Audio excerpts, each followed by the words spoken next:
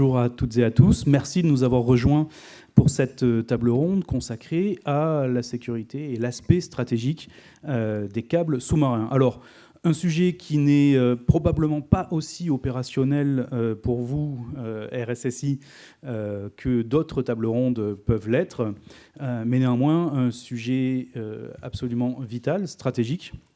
Il faut savoir que 95% du trafic d'Internet, du trafic mondial d'Internet, passe à travers des câbles sous-marins. Le satellite, finalement, ne capte qu'une toute petite partie du trafic Internet mondial. Autrement dit, sans les câbles, plus d'Internet. Et pour une majorité d'entre nous, sans Internet, plus de travail. Donc c'est un sujet, certes pas opérationnel, mais stratégique et vital. Le rapport d'un think tank britannique consacré au sujet, à ce sujet des câbles sous-marins, parle, et là je cite, d'une infrastructure vitale qui jouit d'une protection juridique internationale ambiguë et qui peut être endommagée par des moyens peu sophistiqués et non militaires. Là, on commence à se dire qu'effectivement, il y a probablement matière à débat. C'est ce que nous allons voir. Et de fait, évidemment, ce n'est pas juste une vue de l'esprit. De fait, dès la Première Guerre mondiale, la protection des câbles, alors c'était plutôt des câbles de télégramme notamment, la protection des câbles sous-marins était un enjeu stratégique militaire majeur à travers l'Atlantique.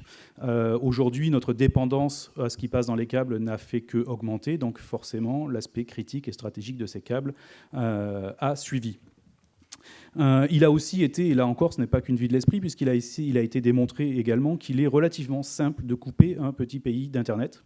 C'est ce qui est arrivé notamment en Algérie. Alors l'Algérie a été coupée, 90% du trafic Internet de l'Algérie a été coupé, simplement parce qu'un navire de pêche a eu la mauvaise idée de mouiller au mauvais endroit. Donc on imagine que si nous sommes dans une situation où il est possible de couper un pays d'Internet simplement parce qu'on est un bateau de pêcheurs qui est mouillant au mauvais endroit, pour un adversaire qui voudrait faire du mal, les capacités, les possibilités, les opportunités sont nombreuses. Et bien sûr, au-delà du risque de sabotage, j'ai parlé essentiellement de risque de sabotage jusqu'à présent, mais il n'y a pas que ça. Alors on va parler aussi du risque d'interception, évidemment. Et puis il y a tout simplement le risque économique. La tendance aujourd'hui, c'est que les poseurs de câbles, et donc les exploitants de câbles, ne sont plus des sociétés des télécoms, des sociétés de télécoms, des opérateurs télécoms habituels. Aujourd'hui, ce sont les GAFAM, les géants d'Internet, qui posent leurs propres câbles. Mais qui dit poser ses propres câbles, dit peut-être poser ses propres règles aussi de qui peut utiliser ces câbles, pourquoi faire et comment. Voilà. Alors, pour aborder tous ces sujets, nous avons un panel d'élite et d'experts composé de Garance Mathias, avocate au barreau de Paris, du cabinet Mathias, et du général Didier Tisser, le grand patron, comme cyber, le grand patron au sein des ministères des Armées des forces cyber françaises. Merci de nous faire l'honneur d'être là avec nous aujourd'hui. Et c'est un sujet sur lequel, je suis sûr, vous avez beaucoup de choses à dire. Et nous avons aussi Raphaël Marichet, qui est chef du service réseau interministériel de l'État, donc au service du Premier ministre. Et quand on parle de réseau interministériel, on parle aussi probablement beaucoup de câbles et de ce qui passe dedans. Donc ça promet alors des débats, non, parce que je pense que oui, alors c'est la table ronde probablement la moins opérationnelle que vous aurez durant ces assises, et peut-être celle où il y aura le moins de débats, hein. Tout le monde est d'accord pour dire que c'est vulnérable. Maintenant on va essayer de discuter et d'approfondir cette vulnérabilité, peut-être de la mettre en lumière, de l'amenuiser peut-être, l'aménuire, pardon, et de tourner autour de ces débats à la fois vulnérabilité physique, vulnérabilité logique et aussi vulnérabilité économique. Alors, pour être sûr que nous partions tous avec le même niveau de connaissance, messieurs, madames et messieurs, de quoi parle-t-on exactement ? C'est quoi ces câbles ? Depuis quand sont-ils là ? Pourquoi sont-ils là ? Est-ce qu'on a un peu d'historique finalement sur ces câbles ? Alors, qui prend. Oui, peut-être juste pour commencer, juste une petite parenthèse avant de parler un petit peu d'historique. En effet, la vision moi que je vais porter dans cette table ronde, c'est une vision, je vais dire, un peu géopolitique. En tant que commandant de la cyberdéfense des armées, il y a un volet défensif par rapport aux moyens d'information, au système d'armes numérisées du ministère des Armées, et puis il y a un volet qui est les opérations dans le cyberespace, opérations offensives sur les théâtres d'opération. Donc cette vision, justement, nous pousse et me pousse à me poser des questions en disant, voilà, l'information, elle est essentielle à la planification, à la conduite des opérations militaires. Donc il faut que je la défende, mais aussi, puisque on est amené à donc, essayer d'avoir la supériorité opérationnelle par rapport à un ennemi, au Levant ou au Sahel, eh bien, tout ce qui peut nous aider pour avoir cette supériorité est intéressant à savoir. Donc c'est un peu dans cette perspective de voilà, comment on peut faire par rapport à l'information, par rapport au support de l'information, en matière de défense de celui-ci, voire en matière de récupérer, profiter des opportunités qui nous sont offertes pour pouvoir justement en tirer un bénéfice opérationnel dans le cadre d'opérations extérieures, dans un cadre juridique très strict. Voilà. Donc c'est un peu ces perspectives, mais c'est vrai que c'est toujours intéressant un petit peu d'histoire. Ce qu'il faut voir, c'est grosso modo le premier câble qui était plus pour la partie télégraphique. En fait, il a été défini entre la France et l'Angleterre en 1851. Et en fait, pour la bourse, pour faire des échanges de bourse. Donc d'emblée, on voit, et ça c'est toute l'histoire des communications, des télécommunications, que derrière, il y a une finalité, que cette finalité, elle est économique souvent, mais derrière cette économie, c'est le pouvoir d'un État, c'est le pouvoir d'une entité, avec ce que ça représente, et notamment le volet diplomatique, le volet militaire, quoi, en fait. Donc à cette époque-là, on voit qu'on a monté en puissance, et puis petit à petit, après, ce sont des câbles qui ont traversé l'Atlantique, ce sont des câbles qui sont allés aussi au travers du Pacifique, et tout ça porté par un certain nombre d'États, de pays, qui notamment avaient des empires. Et c'est pour ça que, par exemple, le Royaume-Uni, enfin l'Angleterre, a poussé beaucoup cette dynamique des câbles, parce qu'il y avait un empire à gérer, il y avait une situation à pouvoir coordonner, avec évidemment depuis Londres à l'autre bout, que ce soit en Inde, que ce soit à Hong Kong, que ce soit en Australie. Donc voilà, donc déjà on voit que derrière, au-delà de ces échanges que l'on peut avoir économiques ou autres, il y a véritablement un pouvoir, un niveau de puissance entre les uns et les autres en fait. Et donc après évidemment, tout ça avec les évolutions des technologies, on est passé de la télégraphie à la téléphonie, à la donnée analogique, fibre optique, et aujourd'hui on a plus de 1 milliard de kilomètres de câbles, et donc évidemment aujourd'hui, mais je ne veux pas trop monopoliser, en fait on voit bien que derrière il y a à la fois des États avec cette volonté, mais aussi beaucoup d'opérateurs qui pour eux-mêmes ont développé cela, et notamment derrière on voit aussi typiquement la progression des câbles correspond à la progression d'un certain nombre de domaines, et on voit qu'il y a aussi une bascule entre des opérateurs de communication et des opérateurs de contenu. Et aujourd'hui, on voit entre, en effet, les GAFAM et puis d'autres, certains sont très intéressés, les opérateurs de l'Internet ou de la vidéo comme Netflix ou d'autres, par exemple, sont très intéressés sur voilà, les câbles pour pouvoir à la fois donc, maîtriser le support, parce que eux, ils sont des fournisseurs de contenu, quoi. Alors justement, on parle de ces opérateurs et de ces fournisseurs de contenu. N'importe qui peut poser un câble aujourd'hui. Que dit la loi finalement à ce sujet ? Est-ce qu'il y a des câbles étatiques ? Est-ce que tous les câbles sont privés ? Et est-ce que demain, si j'arrive à lever suffisamment de fonds, je peux moi aussi poser mon câble ? Alors, en fait, pour faire un lien avec ce qui vient d'être dit, c'est qu'à la base, par rapport au droit, nous sommes évidemment sur une volonté étatique, une volonté aussi de souveraineté qui s'illustre, on va dire, depuis des siècles. L'histoire, on va dire, est fondamentale pour bien comprendre un petit peu la dynamique et les enjeux économiques que nous vivons aujourd'hui avec cette maîtrise du contenu qui va se passer par une vitesse de diffusion de l'information, et notamment, tu évoquais les GAFAM, mais il n'y a effectivement pas que les GAFAM comme acteurs. Le droit s'est très vite emparé effectivement au soutien, on va dire, des États, notamment par rapport aux pays anglo-saxons. Donc vous avez évoqué le Royaume-Uni. Effectivement, il faut savoir, et on le sait tous ici dans la salle, que ce n'est pas la même culture, la culture anglo-saxonne, que notre culture, on va dire, franco-française.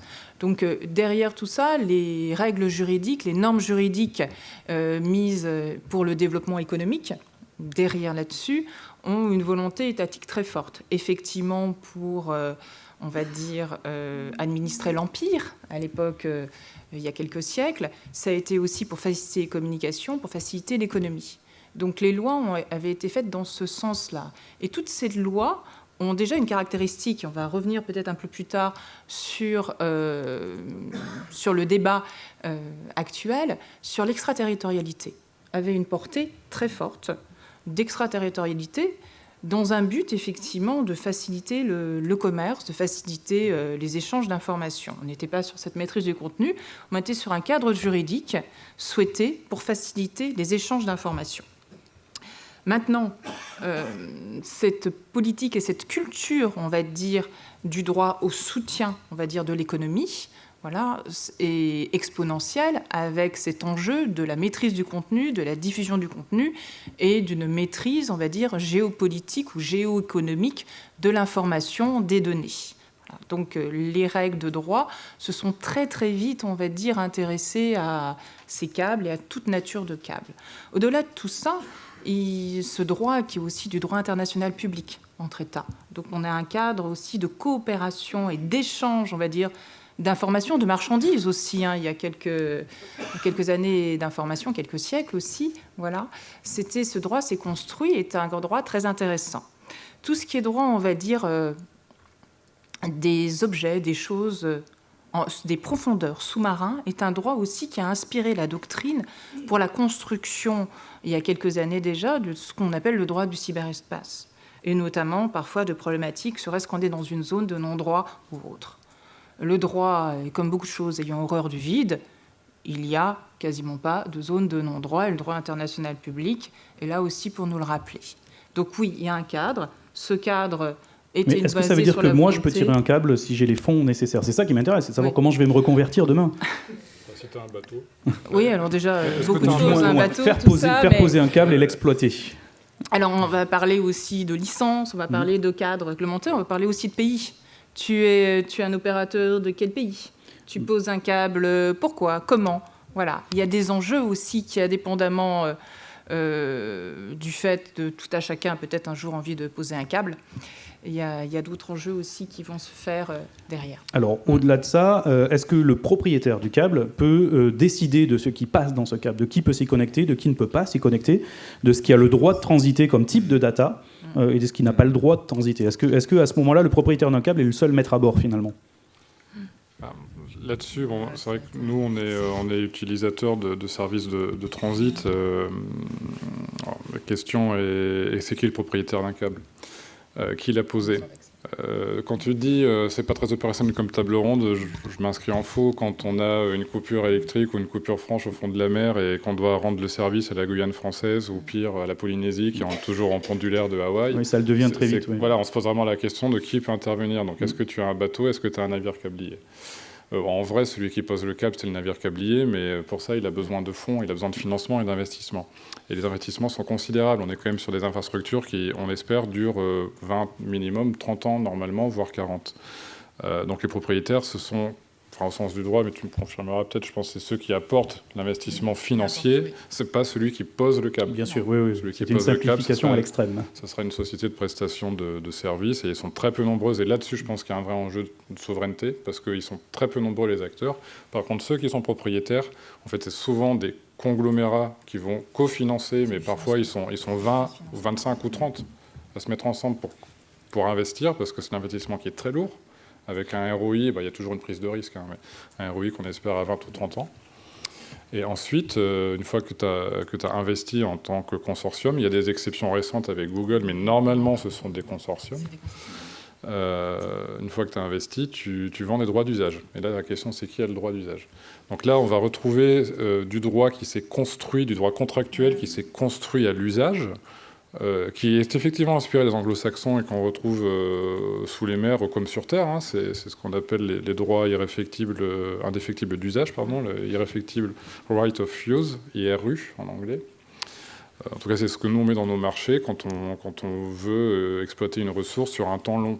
Si on veut acheter de la fibre optique pour 2 ans, on ne fait pas ça. On loue un service, on achète une Freebox, une Bouygues, SFR, Orange. Si on est sur du 8 ans, 10 ans, c'est plus intéressant d'acheter un droit indéfectible d'usage. Donc c'est un droit contractuel qui te dit tu fais ce que tu veux de la capacité physique que tu loues. En fait, c'est une location, mais avec une forme de transfert de propriété. Et donc de responsabilité aussi? Et de responsabilité du propriétaire. C'est très particulier comme droit. C'est tu n'es pas vraiment propriétaire, puisqu'à la fin de l'IRU, tu perds le droit, mais tu endosses toutes les responsabilités et les droits du propriétaire. Et là, tu fais ce que tu veux avec. Alors évidemment, si jamais le vrai propriétaire du câble, mais c'est qui, encore une fois ? C'est celui qui a la capacité, au fond de la mer, de faire quelque chose. Si jamais il n'est pas d'accord avec ça, bon, là, on tombe dans le problème du conflit sur la base du contrat. D'accord. Alors là, on a vu cet aspect finalement de propriété. On va s'orienter plutôt maintenant vers la qualification de la menace. Alors la menace, elle peut être de deux ordres.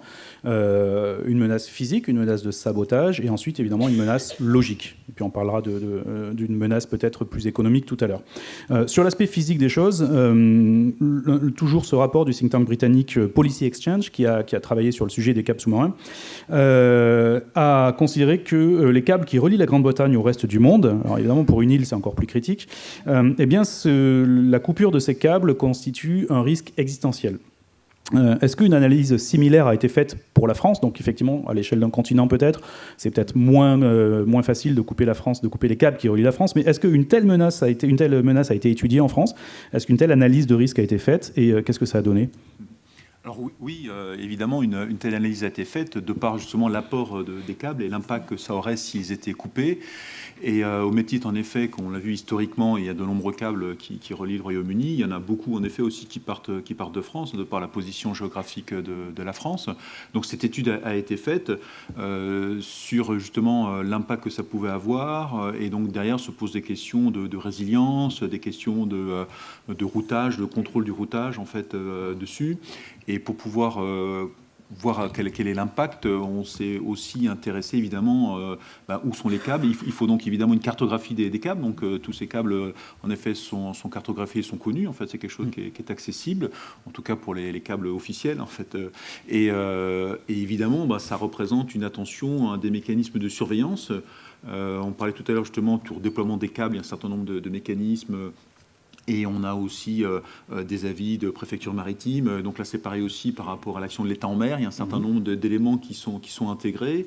Et à un certain moment, évidemment, on va vérifier que les câbles, en effet, sont pleinement opérationnels ou qu'il n'y a pas potentiellement un risque qui soit, j'allais dire, naturel, c'est-à-dire un accident, quelque chose comme ça, un bateau à la dérive, une ancre qui racle. Dans l'histoire, en fait, je crois 2007 ou 2008, en fait, il y a je crois que c'est du côté de la Sicile, en fait, il y a un pétrolier un peu à la dérive qui a raclé, en fait, pour se retenir avec son ancre. Et il y a 6 ou 7 câbles qui ont été sectionnés.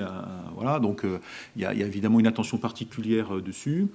Et puis une attention par rapport à potentiellement des États ou des entités qui auraient un intérêt à couper des câbles pour paralyser une activité, alors, bien sûr. Justement, de quelles ressources, quel niveau de sophistication un adversaire qui souhaiterait se livrer à une opération de sabotage de ces câbles, de quel niveau de sophistication devrait-il disposer ? Alors en fait, il faut regarder que les câbles, évidemment, il y a plusieurs endroits. En fait, il y a plusieurs zones. On peut dire qu'il y a la zone, en effet, très très proche des côtes, en fait, donc peu profond. Donc là, ne serait-ce que par rapport justement au risque d'accident, en fait, les câbles qui sont déployés sont sécurisés, sont blindés pour pouvoir justement résister à des filets de pêche ou autre chose, des ancres qui seraient là. Donc là, il y a une résistance qui est quand même assez intéressante physique pour les protéger.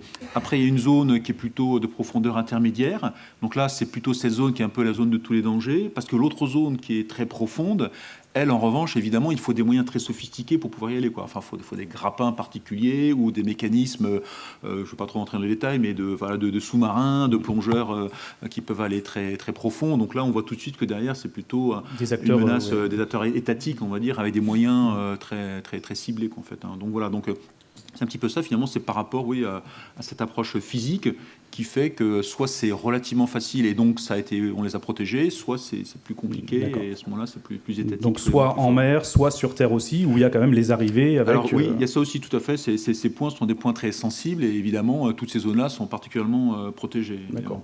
C'est bien à savoir. Alors pour mémoire, évidemment, l'Angleterre, cette étude anglaise a vraiment considéré ça comme un risque existentiel. Un risque existentiel, pour mémoire, c'est un risque qui, s'il est avéré, en cas d'occurrence, peut conduire à la perte de l'entité. Donc on parle d'un risque existentiel pour un pays. Donc d'une vision en tout cas britannique, c'est quelque chose qui est pris très très au sérieux.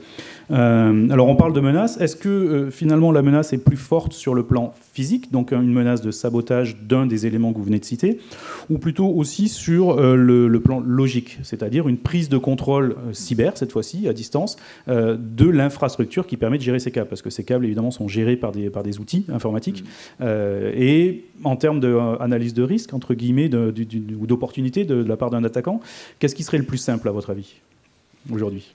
Alors, en théorie, tout est possible à travers, en effet, le cyber, mais pour peu qu'on ait le niveau technologique qui va bien, donc très, très élaboré, et surtout qu'on ait cette continuité du chemin d'attaque, en fait, qui est jamais immédiat, et c'est la conjonction de plusieurs facteurs qui vont permettre à un moment ou à un autre de prendre possession d'une des parties du système de pilotage, de routage ou de l'accès à l'information. Donc c'est quand même très, très complexe, en fait. Ce ne sont pas des choses qui sont anodines, mais qui sont en théorie toujours possible, et donc d'où l'objectif évidemment de s'y préparer, de s'y protéger. Alors justement, Raphaël, quand vous parliez d'occuper finalement ce rôle, d'avoir un droit d'usage, et donc on prend la responsabilité aussi de l'exploitation et de ce qui passe dessus, enfin de l'exploitation en tout cas de la gestion de ce qui passe dessus, ça veut dire qu'on devient en partie un élément de cette chaîne-là, et on peut être, par une compromission de ses propres moyens, donner accès au reste du câble.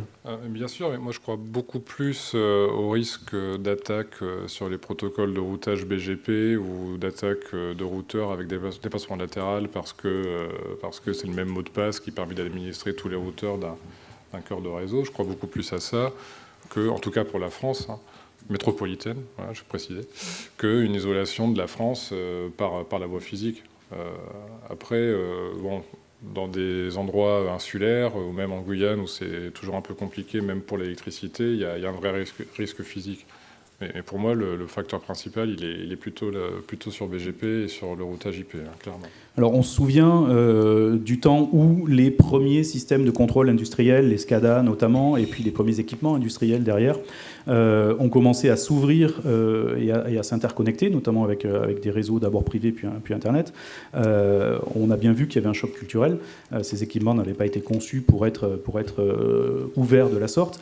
Est-ce qu'on est dans le même cas de figure ? C'est-à-dire, est-ce que toutes les infrastructures de contrôle de ces câbles et de ces réseaux, qui jusqu'à présent me semblaient en tout cas être plutôt en vase clos, est-ce que ce sont des protocoles et des outils qui ne sont pas du tout conçus pour être interconnectés et ouverts au reste du monde ? C'est encore pire que ça, c'est qu'on est en train de mettre de l'intelligence dans des infrastructures de transport qui avant étaient relativement statiques, avec des longueurs d'onde de la couleur, avec des miroirs optiques, et pour intervenir dessus, c'était presque sur place. Aujourd'hui, on est en train de faire de l'orchestration logicielle sur des longueurs d'onde où on va faire du multiplexage.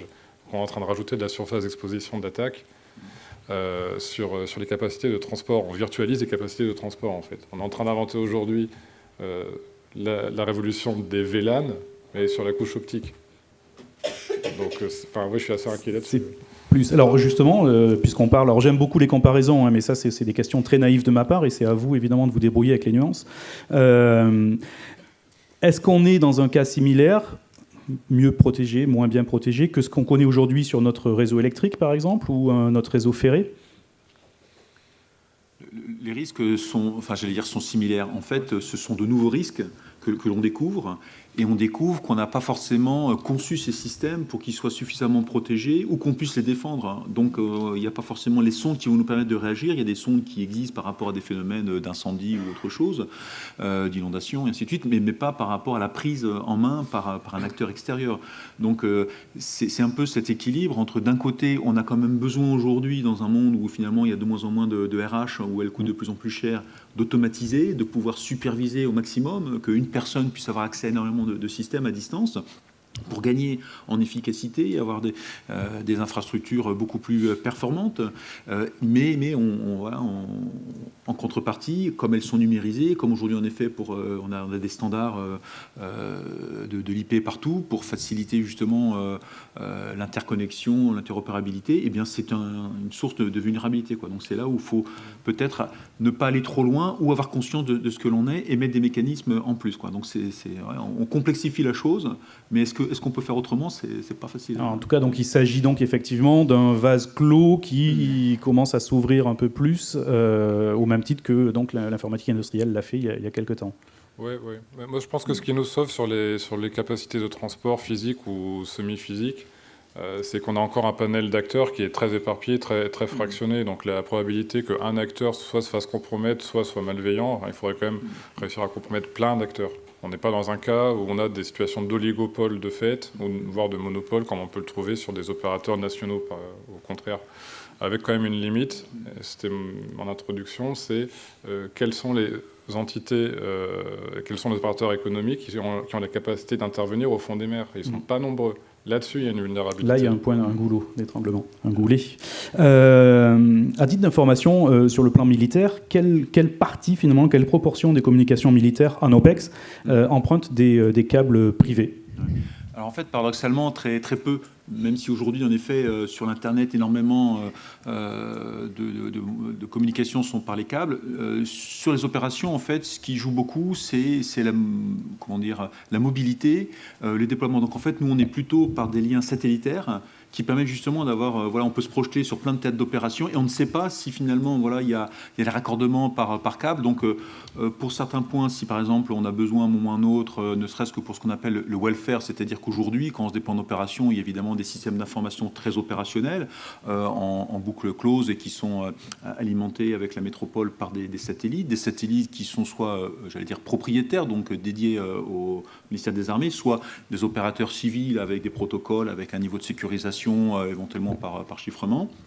Mais il y a d'autres systèmes, quand on se déploie, l'Internet, c'est quand même aujourd'hui un petit peu un incontournable. Tout le monde a besoin d'avoir son accès à Internet, ne serait-ce que pour celui qui va déployer 6 mois sur un tas d'opérations, envoyer un petit message à sa famille, tout se passe bien, et ainsi de suite, de manière Netflix, assez c'est sécurisée, bon pour le moral des troupes.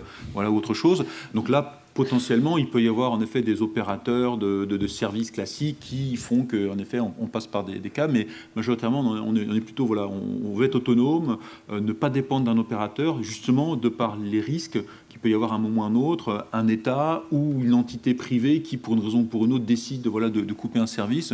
On ne veut pas que ça puisse impacter les opérations. D'où ce principe d'autonomie, d'être en propre avec un certain nombre de moyens, redondants, sécurisés, chiffrés, voilà. Donc les 5% de trafic Internet mondial qui passe encore par le satellite ou qui passe par le satellite, c'est vous, finalement. On pourrait dire ça.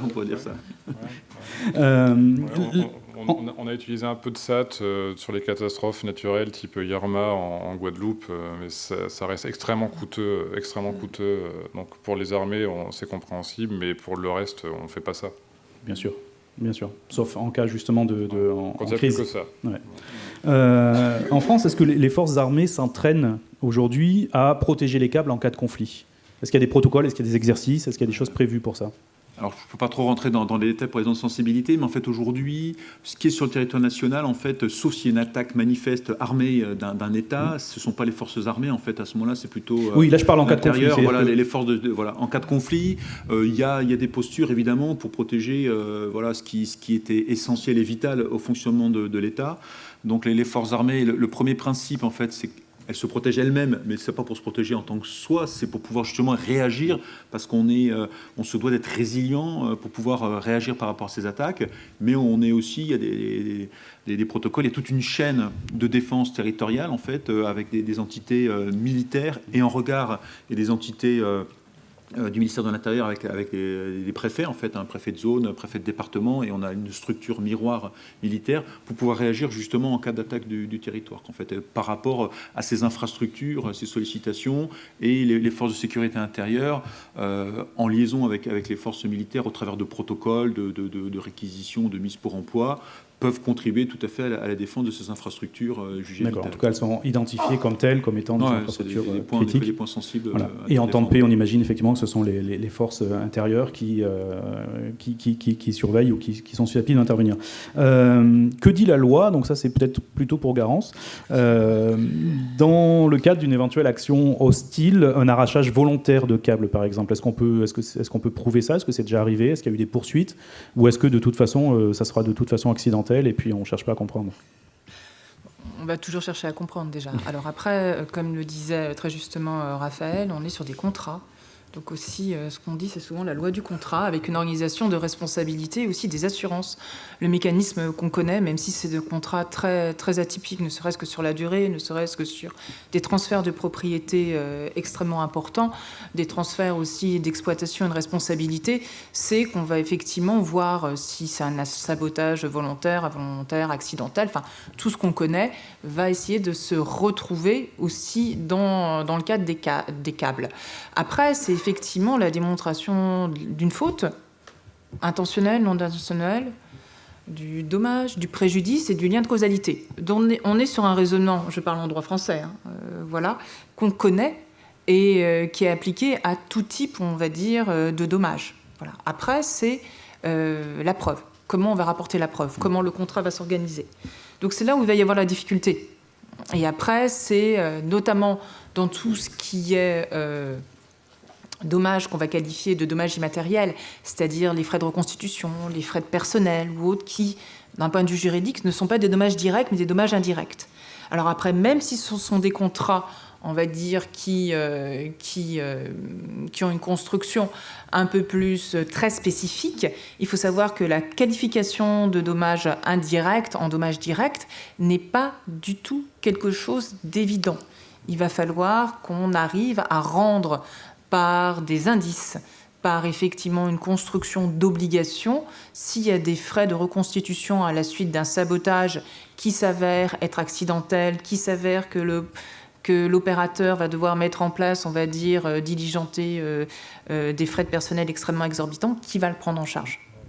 Est-ce qu'on retrouve, on va dire, la personne? Est-ce que cette personne, cet acte délictuel, va à nouveau être arrêté, pas arrêté? Enfin, il y a toute une logique, et notamment, il va y avoir l'assurance, mais il y a aussi la preuve du dommage. Là, je suis dans une responsabilité contractuelle.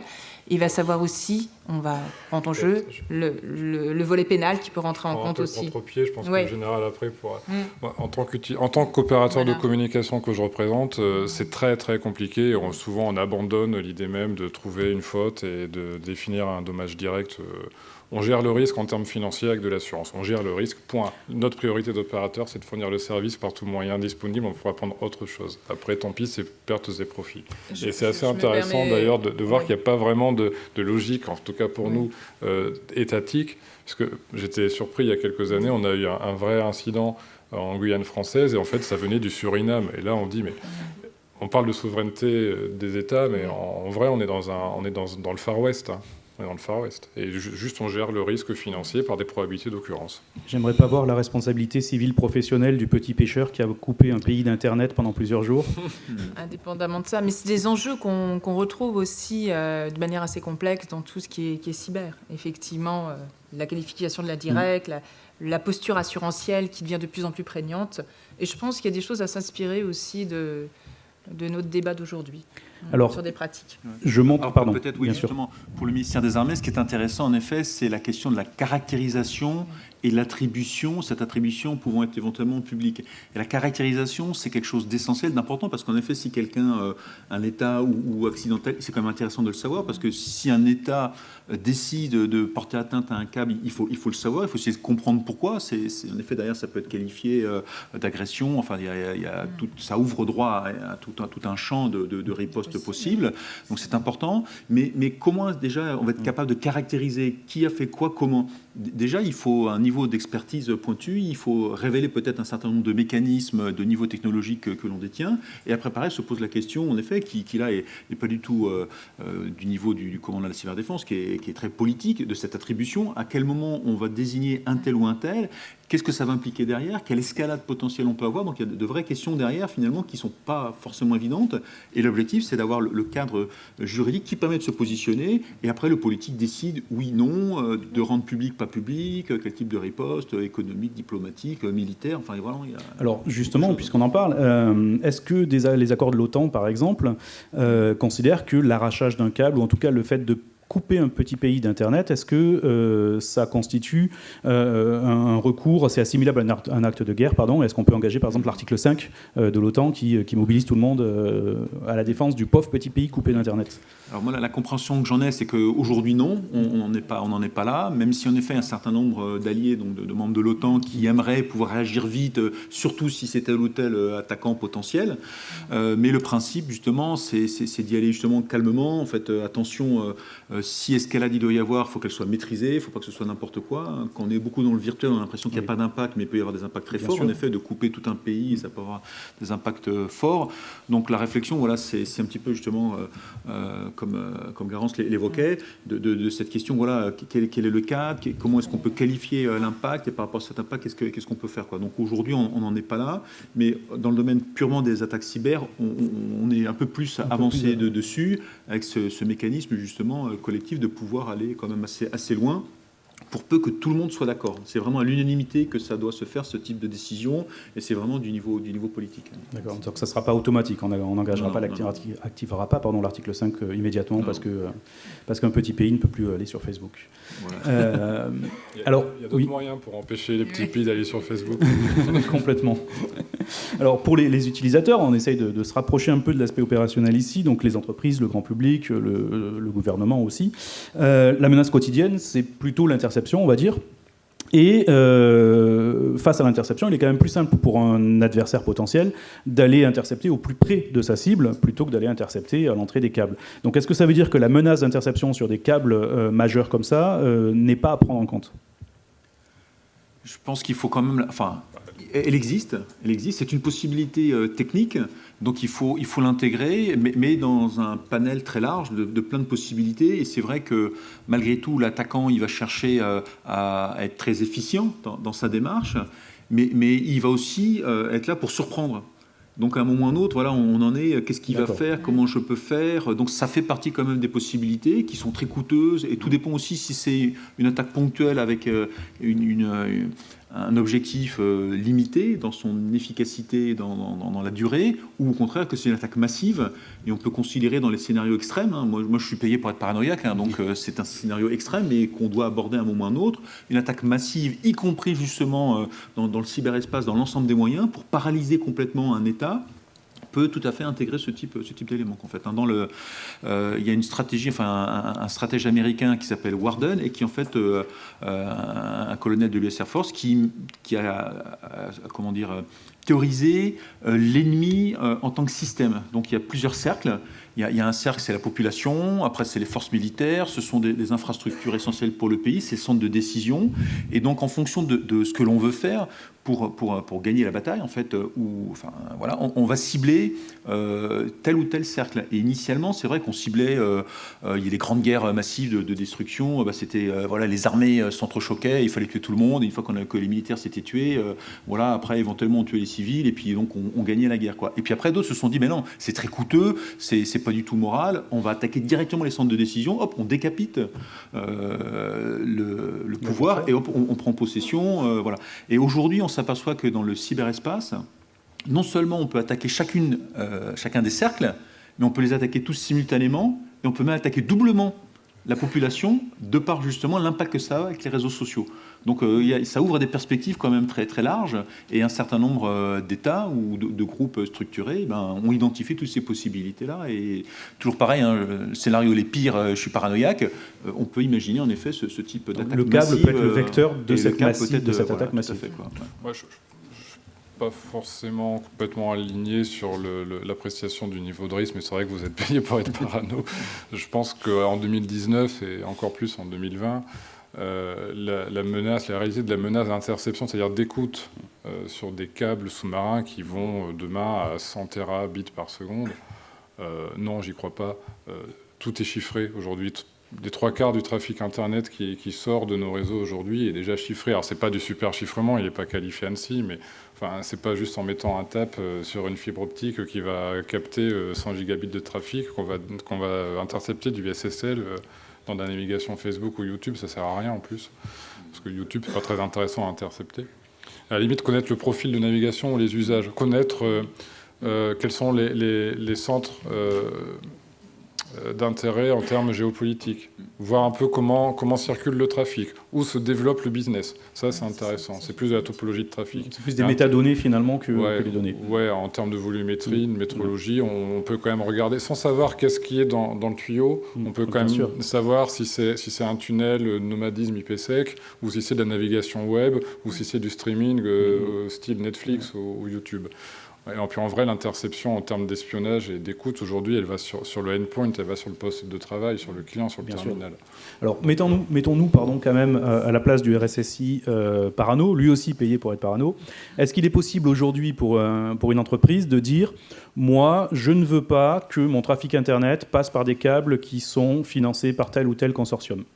De la même manière qu'aujourd'hui, une entreprise ou un particulier peut dire « Moi, je veux que de l'électricité d'origine renouvelable. » Il y a des contrats pour ça. Je ne comprends pas la logique d'analyse de risque qui aboutit à cette conclusion. Est-ce qu'il est possible, est-ce qu'on pourrait dire « Moi, je veux savoir parfaitement d'où vient mon trafic, par qui est porté mon trafic Internet ?» et choisir. Pour moi, l'important, c'est d'hybrider, de s'appuyer sur plein d'opérateurs, plein d'acteurs et de ne pas être vulnérable à la malveillance ou la défaillance d'un opérateur en particulier. Après, que ce soit NTT ou Orange qui a investi à 5% dans la construction du câble, c'est l'investisseur, c'est juste une logique purement économique. Ce qui compte, ce qui est plus intéressant de savoir, c'est les équipements actifs qui sont de part et d'autre. Ça, c'est intéressant de savoir qui va exploiter, même pas qui est propriétaire, qui va exploiter l'équipement actif qui est aux extrémités du câble. Ça, c'est intéressant. C'est plus serein.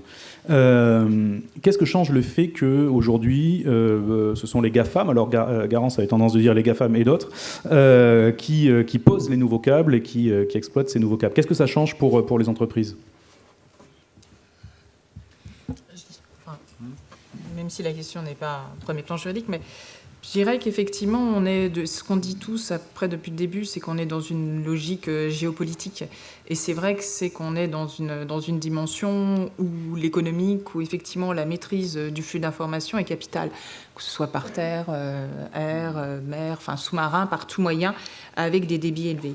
Et c'est vrai que même si à la base on était sur des enjeux stratégiques militaires et l'histoire était là pour nous le rappeler, maintenant on est dans des enjeux, on va dire l'économie et aussi notre bien-être. Si je suis, on va dire, un habitant de la Polynésie française, vous savez tous qu'il y a une multitude d'îles éloignées. C'est intéressant, si j'habite les Marquises, vu la distance de Papeete, d'avoir accès à la e-médecine, ne serait-ce. Donc on est aussi dans un développement de ces usages qui répondent à une vraie nécessité des populations et de notre population qui est important. Donc on est aussi sur une dimension du câble, et là, sur l'ultramarin, ça va être plus le câble qui va répondre à ce besoin qu'autre chose.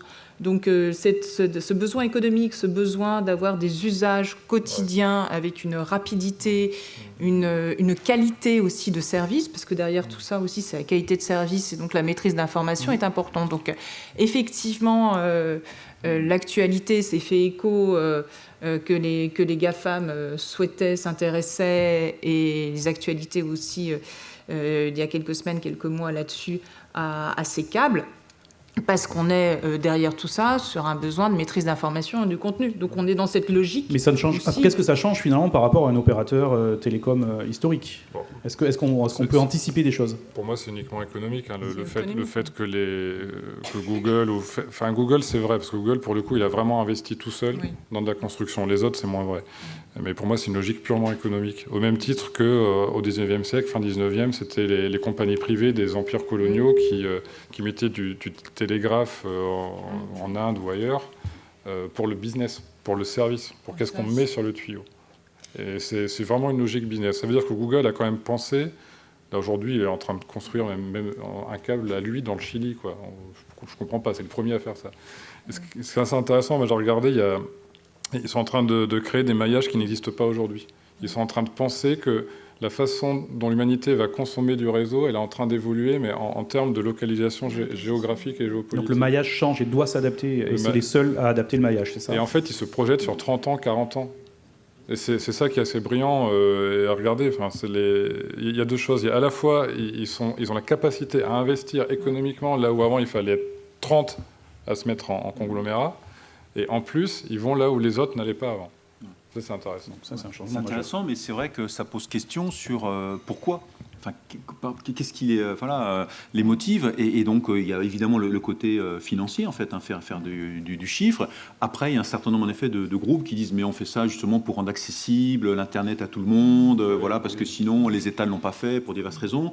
Malgré tout, c'est vrai que voilà, c'est quand même pas la même chose que quand c'est un État ou des États qui se mettent d'accord pour définir, voilà, on va raccorder tout le monde, voilà, c'est finalement un certain nombre de domaines régaliens ou proches du régalien sont pris en charge par des entreprises qui ont l'argent, qui ont les données, qui maintenant peuvent maîtriser de plus en plus la circulation de ces données.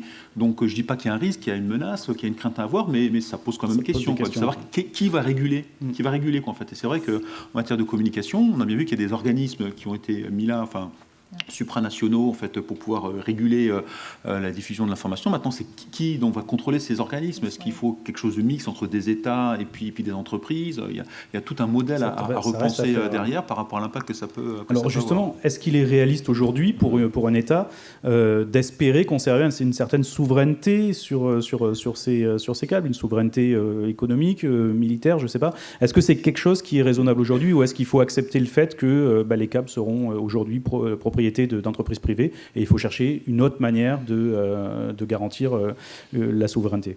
Si vous voulez être souverain, vous faites du satellite avec des moyens privés, mais c'est extrêmement coûteux et vous ne couvrez pas tout le globe. Hein, donc, sinon, de fait, mais qu'on soit entreprise ou État, il faut penser panacher ses fournisseurs, tout simplement. Très bien.